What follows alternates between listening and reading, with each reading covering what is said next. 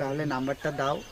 7836929292। আচ্ছা ঠিক আছে, তাহলে পরে ফোন করব। আচ্ছা, আসছি আসছি।